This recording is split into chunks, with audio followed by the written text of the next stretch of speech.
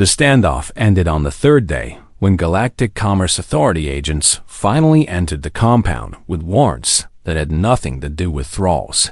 They arrested Vazrik for broadcast violations and fraud and destruction of evidence and a dozen other technical crimes that carried mandatory sentences. The charges were bureaucratic and boring, but they were enough to remove him from power. Yuna watched from the control room as the Merchant Lord was led away in restraints, and she felt nothing but cold satisfaction.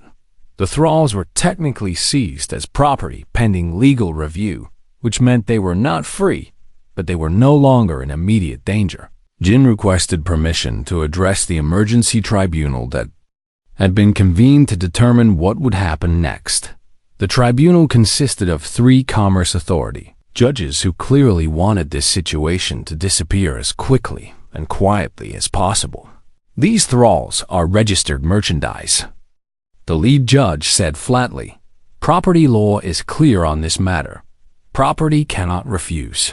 Jin said calmly, "Property cannot choose and property cannot negotiate. What is your point?" "My point is that every Thrall in this compound made a choice." Jin explained. They chose to stand still instead of fighting, and they chose to resist without violence, and they chose to risk death rather than continue living as property. He gestured at the crowd of Thralls who watched from behind security barriers. "If they can choose, then they are not property." Jin said, "They are people making decisions, and people have rights under galactic law." The judges conferred among themselves. Ambassador Quan stepped forward and addressed the tribunal. "The Human Diplomatic Corps is prepared to sponsor provisional citizenship for any freed Thrall who requests it," she announced. The judges stared at her. "You would accept responsibility for over 100 former Thralls?" The lead judge asked incredulously. "Humanity has been trying to gain standing in galactic politics for years," Ambassador Quan replied. "This seems like an appropriate way to demonstrate our values," more conferring among the judges. Finally, they reached a decision. The Thralls who participated in what we are officially designating as a non-violent labor action will be held in humanitarian custody, pending full review of their status. The lead judge announced, "This is not freedom, but it is also not slavery." It was a compromise that satisfied no one completely, but it was a door that had not existed before the Thralls were transferred to a humanitarian facility on the other side of the station, where they would be housed and fed and treated with something approaching dignity. While lawyers argued about their fate, Yuna found herself offered a position with the Human Diplomatic Corps. Your knowledge of Kaithvari business practices is suddenly very valuable, Ambassador Quan told her. "We need people who understand how the merchant houses operate." "I spent 3 years as a debt collector for a slaver," Yuna said. "That does not seem like a qualification." "It is exactly a qualification," the ambassador replied. "You learned their systems from the inside, and now you can help us dismantle them." Yuna accepted the position on her last day at the humanitarian facility. She found Jin standing at a window that looked out over the station's main concourse. "Ambassador Quan offered you a position too," Yuna said. "Why did you refuse?" Jin did not turn away from the window. "There are more arenas," he said quietly. "More compounds and more Thralls and more people who have forgotten they have choices. You cannot save them all." "No," Jin agreed.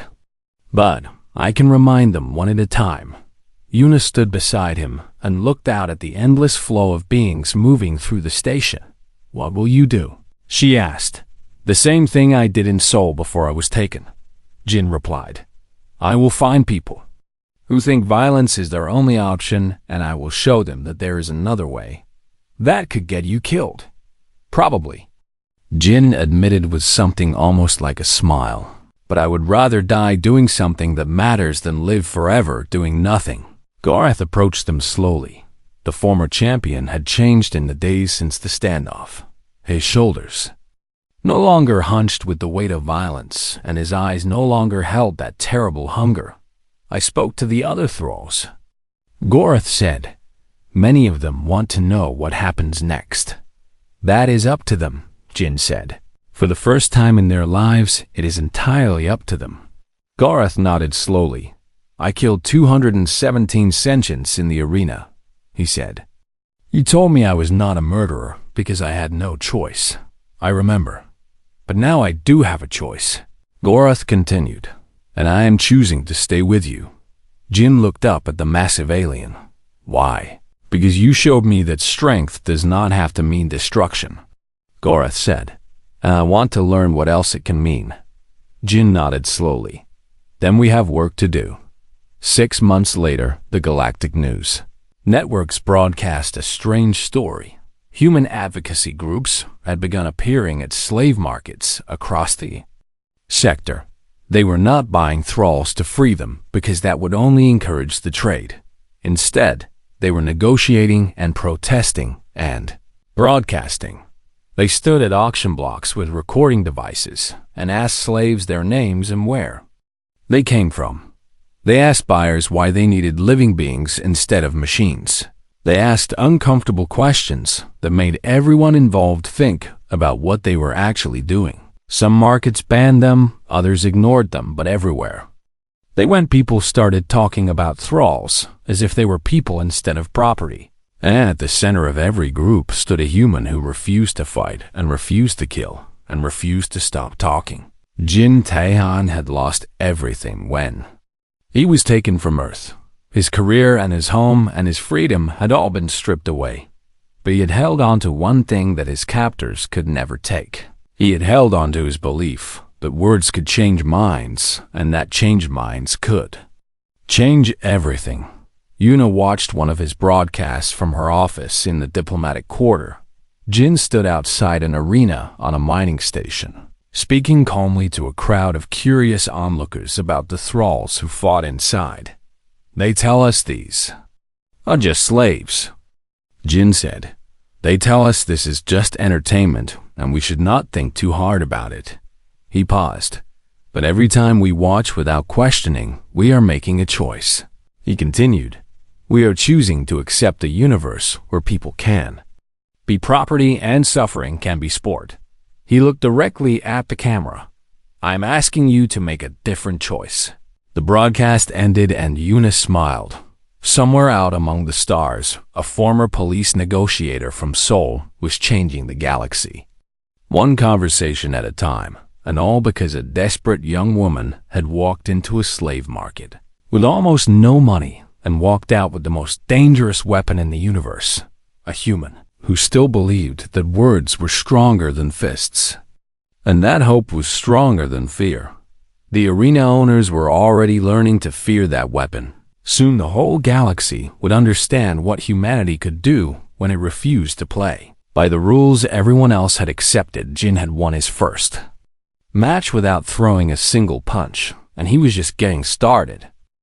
Yuna ran through corridors filled with chaos and screaming as Vazrik's guards rushed toward the arena floor. She had spent 3 years learning every corner of this compound because knowledge was the only weapon a human could carry without being noticed. She reached the security center just as the last technician fled toward the arena to see what was happening. Her fingers flew across the control panel and she entered the access code she had memorized through months of careful observation. The blast doors throughout the compound slammed shut, one by one, sealing guards and corridors and cutting off reinforcements from the outside. She opened a channel to the arena's communication system. Jin, she said in Korean, "Can you hear me?" Through the monitors, she saw him look up at the nearest speaker. "I hear you," he replied. "I have locked down the compound, but Vazrik still has at least 50 guards inside, and more will come when they realize what has happened. How long can you hold the doors?" "Maybe 2 hours before they override my codes." Jin nodded and turned to address the thralls, who had gathered around him. There were over 100 of them now, with more joining every minute. As word spread through the compound that something unprecedented was happening, Gorath stood at Jin's right side like a massive gray shadow, and his presence alone kept the remaining guards at a distance. "Listen to me," Jin called out, and his voice carried through speakers. Yuna had activated throughout the compound. We are not trying to escape, and we are not trying to fight. Confused murmurs rippled through the crowd of thralls. Then what are we doing? Someone shouted. We are making a choice. Jin said, for the first time in our lives, we are choosing what happens next, instead of letting our masters choose for us. They will kill us. A Volcathi cried out. They will kill us all for this. Maybe, Jin admitted, but they were already killing us slowly in the arena, and at least this way we die standing up. Yuna watched the monitors as thralls who had spent years trying to survive suddenly straightened their backs and lifted their heads. She switched to external channels and began scanning frequencies until she found what she was looking for.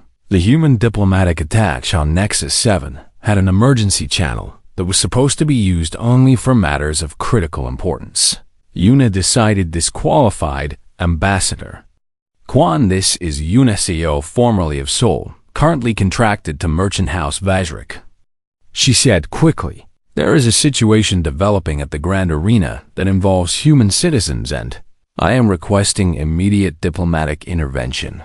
There was a long pause and then a woman's voice responded. This is Ambassador Kwon Soo-min and I am receiving your transmission. The ambassador said in careful galactic standard. Explain the situation. Yuna explained as quickly as she could while watching the monitors. Jin had organized the thralls into groups and positioned them at key points throughout the compound. They were not armed, and they were not attacking anyone. They were simply standing in the way and refusing to move. This is unprecedented. Ambassador Quan said when Yuna finished, you are telling me that over 100 thralls have engaged in non-violent resistance. Yes, Ambassador. And they are being led by a human named Jin Tae-hyun who has not harmed anyone. I see. In Vazrik's private box, the merchant lord was screaming into multiple communicators at once through the monitors. Yuna watched him threaten and bribe and demand assistance from every authority he could contact. I will vent the atmosphere. Vazrik finally roared. I will kill every thrall in this compound if they do not submit immediately. Jin's voice came through the speakers calm and steady. Merchant Lord Vazrik, this is Jin Tae-hyun, and I am speaking to you directly. Vazrik froze. Your compound contains approximately 12 million credits worth of thrall merchandise, plus another 8 million in equipment and infrastructure. Jin continued. Venting the atmosphere would destroy everything. I will not be defied by property. Vazrik snarled. Then do it, Jin said. Destroy your own wealth to punish slaves who have done nothing but stand still. Vazrik's mandibles clicked furiously, but he did not give the order. Jin had called his bluff. The galactic press has been alerted. Yuna announced through the system. Media drones are approaching the compound now. She had sent the alert 5 minutes ago using access codes she had stolen from Mikith months ago. Vazrik's compound was suddenly the most watched location in the sector. You are broadcasting this. Vazrik said slowly as understanding dawned. Every word. Jin confirmed. Every threat you make and every order you give is being transmitted across the galactic network. Ambassador Kwan's voice came through. Yuna's private channel. I am watching the broadcast now. She said. The entire diplomatic quarter is watching. What should I do? Yuna asked. Keep the cameras running and do not let anyone get hurt. Hours passed. The standoff continued as Vazrik raged and threatened, and the thralls simply stood there. Ground Jin walked among them, speaking quietly to individuals and groups.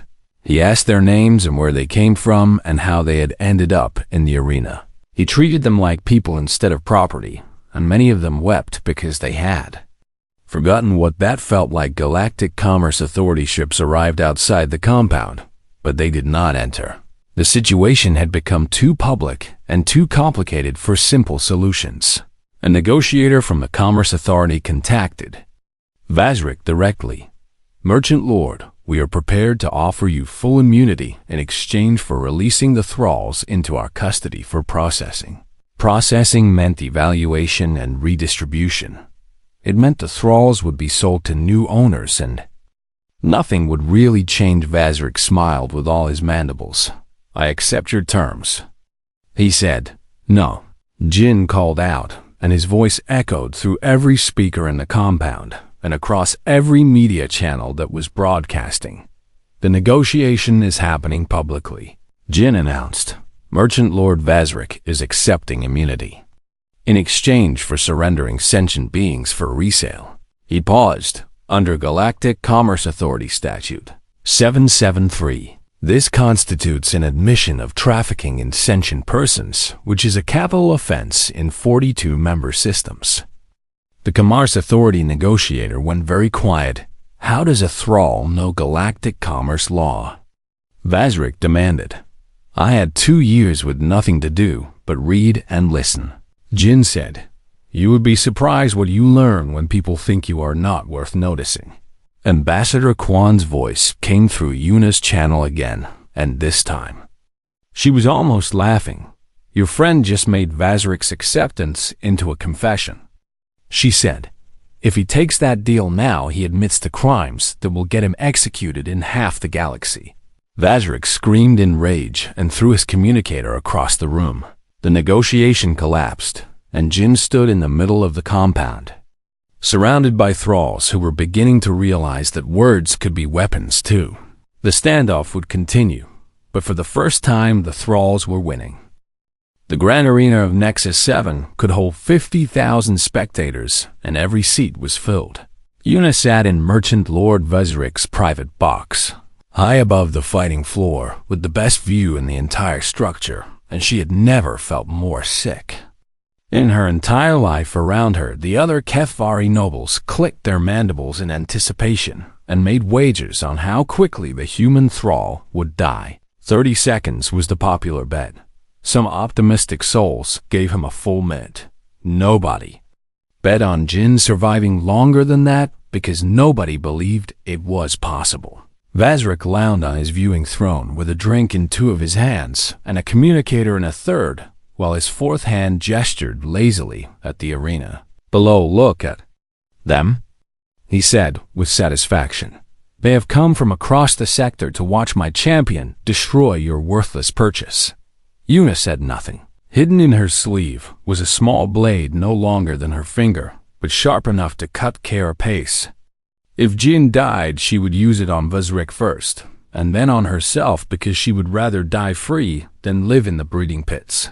The arena floor was circular and covered with sand that had been raked clean of the blood from the previous matches.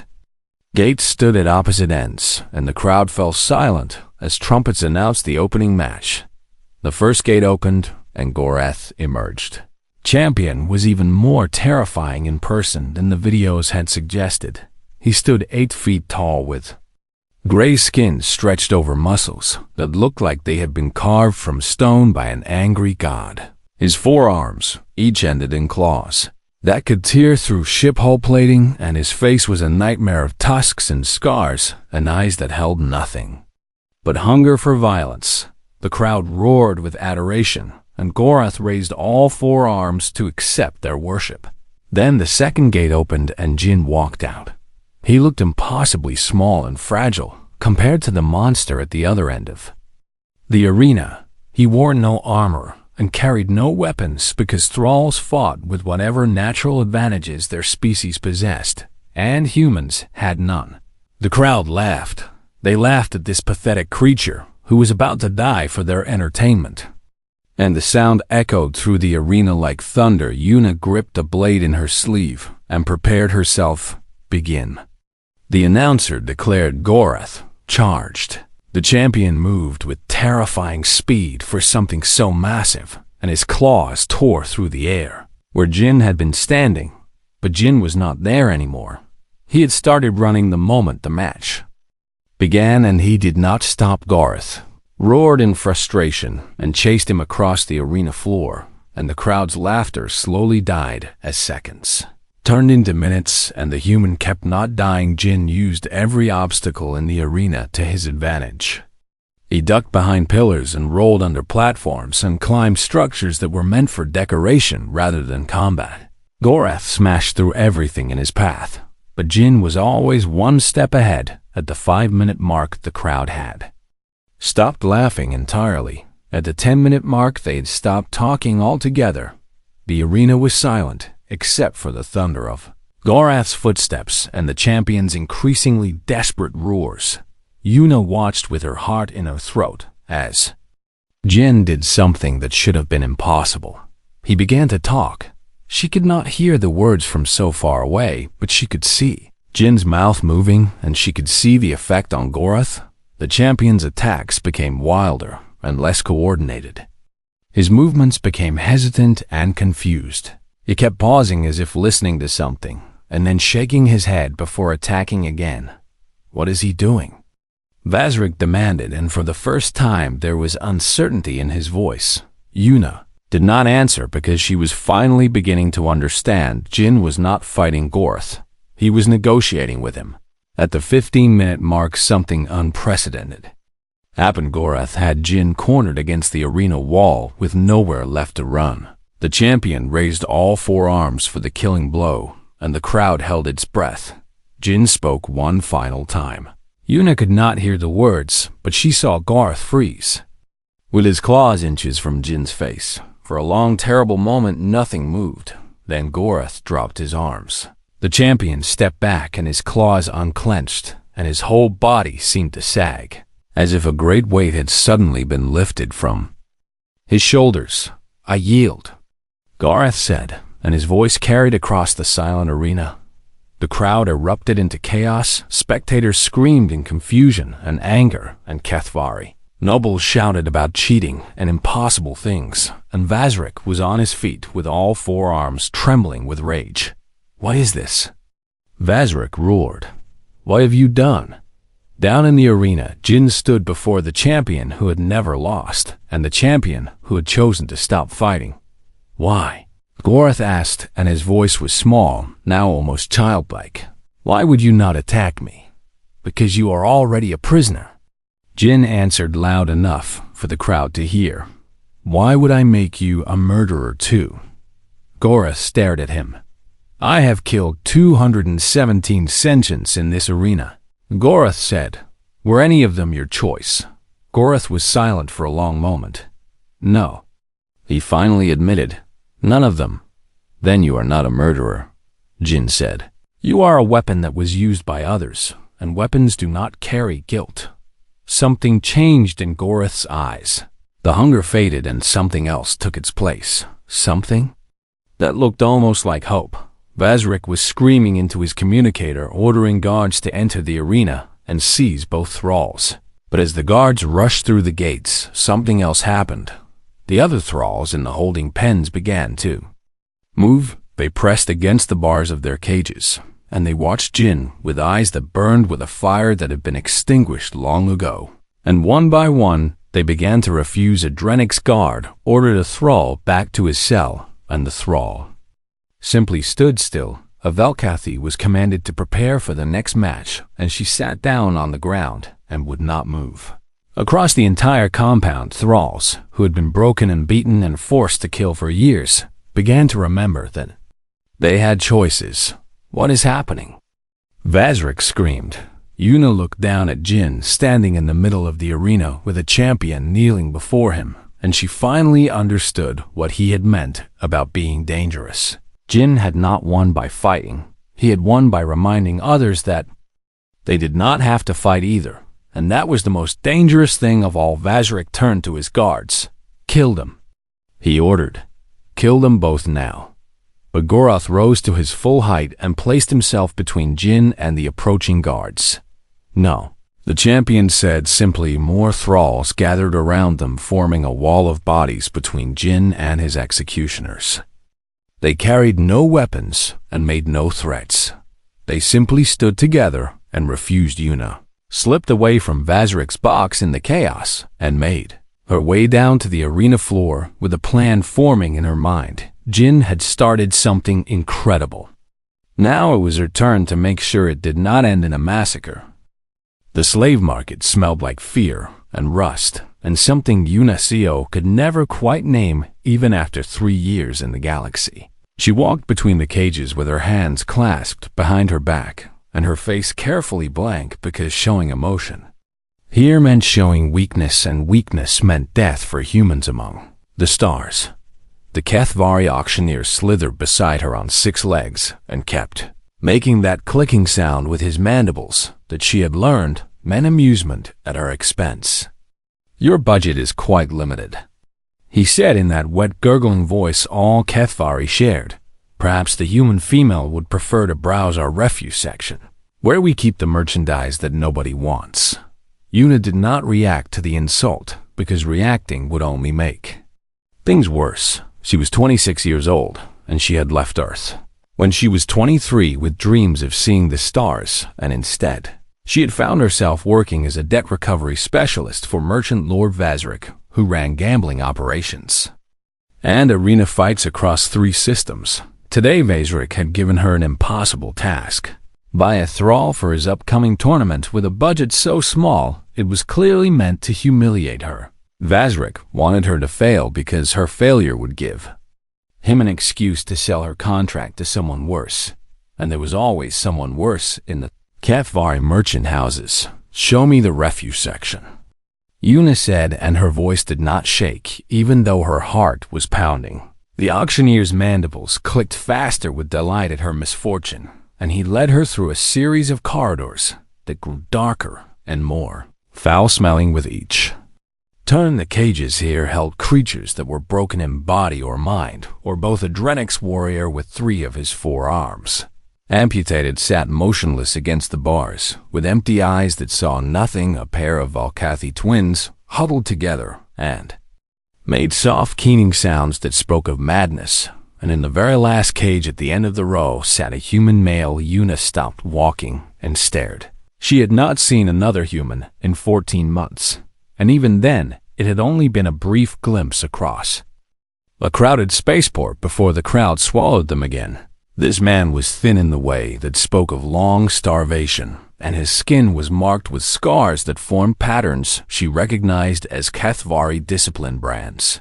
His hair was dark and matted, and his eyes were closed as if he were sleeping sitting up. "Defective merchandise," the auctioneer said with obvious disgust.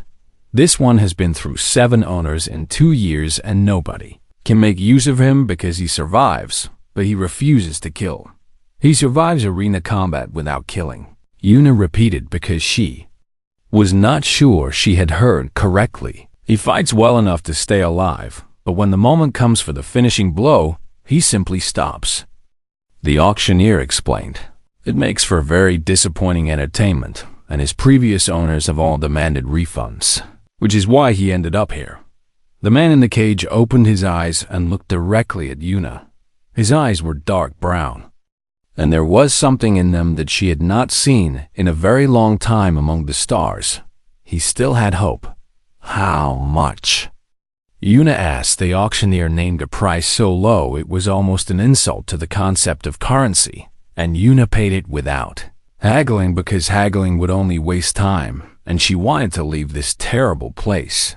The transfer of ownership took only moments, and then Yuna was walking back through the market with the human Thrall shuffling behind her in chains.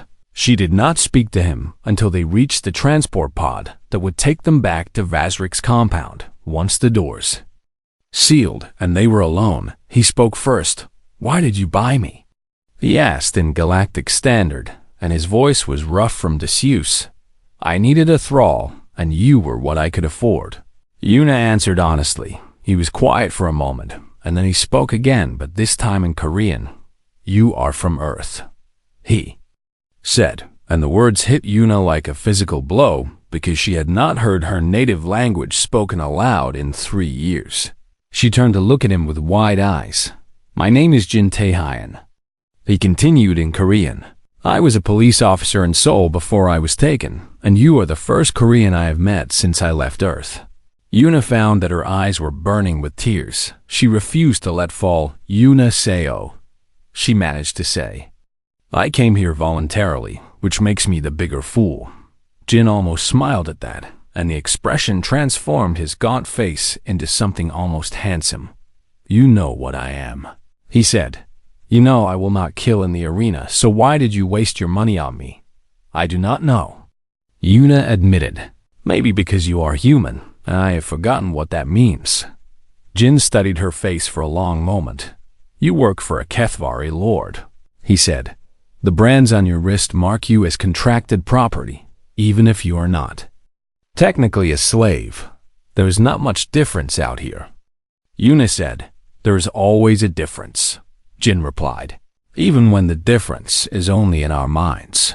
The transport pod docked at Vezrik's compound, and armed guards escorted them to the main hall where the merchant lord waited on his throne. Of carved bone, Vezrik was massive, even for a HFY, with 4 arms each as thick as Yuna's waist, and a face full of mandibles that never stopped moving. He looked at Jin with all 6 of his eyes, and then he laughed. The sound was wet and horrible, and it echoed through the hall. This is what you bring me. Vezrik said to Yuna, this broken human refused that cannot even kill properly. He was within budget. Yuna said and kept her eyes on the floor. He was within budget. Vezrik repeated in a mocking tone. Very well, little human, you have completed your task technically, if not impressively. He rose from his throne and walked closer to examine Jin, who stood perfectly still under the scrutiny. I have heard of this one, Vezrik said. The thrall who will not kill and yet somehow survives anyway, like a puzzle with missing pieces. He reached out with one massive claw and lifted Jin's chin to look into his eyes. You have 1 week, Vezrik announced. 1 week. To prove you have some value to me, or I will sell you both to the Vulcanar breeding pits, where they always need more human stock. Jin said nothing, and his face revealed nothing. Vezrik dropped his chin and turned away with a dismissive gesture. Take them to the thrall quarters, he ordered his guards, and make sure the female understands that her fate is now tied to this broken toy she has purchased. As the guards led them away through the winding corridors of the compound, Yuna walked beside Jin in silence. Finally, she spoke in Korean so the guards could not understand. Can you fight? She asked. I can survive, Jin answered. That is not the same thing. No, Jin agreed. It is not, but it is all I have left that belongs to me. Yuna did not understand what he meant, but she had 1 week to figure it out, or they would both suffer. A fate worse than death. Somewhere in the compound she could hear the roar of crowds and the clash of weapons from the training pits where thralls fought and died for the amusement of their masters. In 1 week Jin would enter those pits, and Yuna would learn whether hope was enough to keep a human alive among the stars. The training pit was a circle of packed dirt surrounded by walls of reinforced steel that bore the stains of countless battles. Yuna watched from the observation deck above as Jin was pushed into the ring with 5 other thralls who all looked at him with the hungry eyes of predators who had spotted easy prey. Overseer Mikith stood beside her with his cybernetic eye clicking and whirring as it recorded everything for later. Review. Your purchase will not last 10 minutes, Mikith said with cold certainty. Humans are fragile, and this one is damaged goods. Yuna said nothing because there was nothing to say. Below in the pit, the other thralls began to circle Jin like wolves surrounding a wounded deer. There was a Drenix with all 4 arms intact and muscles that rippled under gray skin. There were 2 Velkathi who moved in perfect synchronization, as their species always did. There was a creature Yuna did not recognize that seemed to be made entirely of sharp edges and hatred. And there was another human thrall whose eyes held nothing but emptiness and whose body was covered in the scars of someone who had learned to kill or be killed. Begin, Mikith announced through the speakers. The Drenix charged first with a roar that shook the walls. Jin moved. He did not move like a fighter, and he did not move like prey. He moved like water flowing around a stone, and suddenly he was not where. The Drenniks expected him to be. The massive alien stumbled past him and crashed into one of the Volcano twins, who screamed in fury. Jin kept moving. The other Thralls chased him around the pit, and they crashed into each other, and they tripped over their own feet trying to catch someone who was never quite where they expected. Yuna leaned forward and watched with growing amazement. What is he doing? Mikith muttered with confusion, replacing his earlier confidence. Jin was not fighting. He was dancing. Every attack missed him by inches, and every miss caused the attackers to interfere with each other. The Drenniks swung at Jin and hit the sharp-edged creature instead, and suddenly those two were fighting each other. The Volcathi twins tried to corner Jin, but he slipped between them, and they ended up tangling their own limbs in confusion. The empty-eyed human lunged with a knife that had been hidden somewhere, and Jin redirected the attack so smoothly that the blade cut the Drenniks across the back instead. Within 5 minutes, the pit had descended into chaos, with every Thrall fighting every other Thrall, while Jin simply kept moving and never threw a single punch. 10 minutes passed, and then 15, and then 20. Mikith was gripping the railing so hard that his metal fingers left dents in the steel. This is impossible, he hissed. Jin finally stopped moving when the other Thralls had exhausted themselves. They lay scattered around the pit with wounds they had given each other, and Jin stood in the center without a scratch on him. He had won without fighting at all. Mikith's face twisted with rage. 3 more. He snarled into the communicator. Send in 3 more, and this time use the veterans. A gate opened in the pit wall, and 3 more Thralls entered. These were not desperate newcomers, but hardened killers with eyes like dead stars. They spread out with the coordination of creatures who had learned to work together through countless battles. Jin watched them approach, and his breathing remained steady. He will die now, Mikith said with satisfaction. But Jin did not die. He survived for another 20 minutes, using the same impossible technique of moving without fighting and redirecting without striking. When it was over, the 3 veterans were unconscious on the ground, having knocked each other out trying to catch the human who would not stay still. The pit fell silent. Every Thrall in the observation cages was watching. Now, with something like wonder in their eyes, Mikith stormed away without a word. And Yuna knew he was going to report to Vazrik. She hurried down to the pit entrance and found Jin being escorted back to his cell by guards who looked at him with newfound wariness. I need to speak with him, she told the guards, and after a moment of hesitation, they led her into the cell and locked the door behind her. Jin sat on the thin mattress that served as a bed, and his breathing was finally starting to slow. How did you do that? Yuna demanded in Korean. I did not do anything, Jin replied. I simply refused to play their game. That is not an answer. Jin looked up at her, and his eyes held a sadness so deep that Yuna felt it in her chest. Before I was taken, I was a police crisis negotiator in Seoul, he said. I spent 12 years talking people out of doing terrible things to themselves and others. Negotiators do not learn to fight like that. No, but they learn to read body language and predict behavior and understand what people will do before they do it, Jin explained. And when I was taken, I learned something else about myself. He paused, and Yuna waited. I learned that I cannot kill. Jin continued. Not because I am weak, but because I tried once and the cost was too high. What happened? Jin shook his head. That is not a story for today, but you should know that I made a promise to myself when I was sold into the arena circuit. What promise? That I would survive without becoming a monster. Jin said. That I would prove that humans do not have to become what others expect us to be. Yuna stared at him. That is insane, she said. You cannot survive the arena without killing. I have survived 2 years, and you have been sold 7 times because you are useless to your owners. Yes, Jin agreed. But I am still myself, and that is worth more than victory. Yuna wanted to argue with him, but the door clanged open, and Mikith entered with guards at his back. Merchant Lord Vazrik has made a decision. Maketh announced with cruel pleasure in his voice. Your Thrall will fight in the opening match of the tournament 3 days from now. The opening match is usually for entertainment, Una said slowly as understanding dawned.